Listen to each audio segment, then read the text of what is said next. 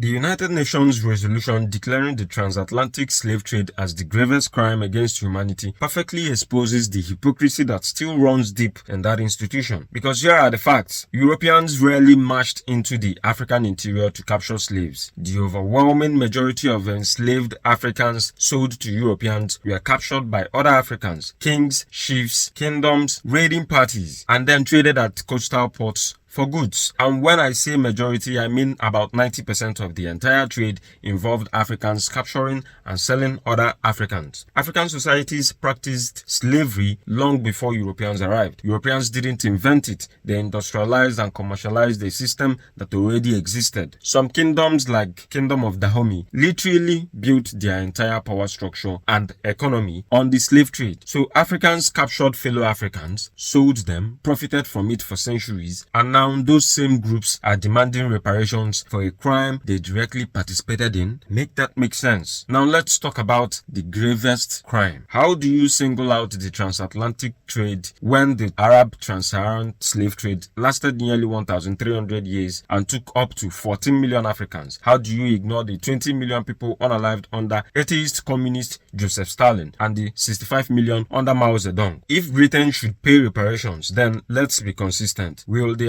Ashanti in Ghana pay reparations to the tribes they enslaved? Will the Oyo people pay reparations for the actions of the Oyo Empire? Will the Igbo, Ijaw, and other groups of the Aro Confederacy compensate the people they shipped through Calabar? Will North African states pay Europeans and Americans for the Barbary slavery? Will Arab states pay Africans and Europeans for the people they enslaved? This is the part Africa refuses to confront. The obsession with the past mixed with selective amnesia. Even if you want to acknowledge history, at least do it honestly, not by demanding reparations for a crime in which you were an active, willing participant. The Ashanti in modern-day Ghana were a powerful slave trading empire. They enslaved other Africans. Now, they want Europeans to pay them for a system both sides participated in. You traded your fellow Africans for guns, alcohol, clothes, and European goods. And now you want Europeans to pay you money. For what exactly? It's embarrassing, truly disgraceful.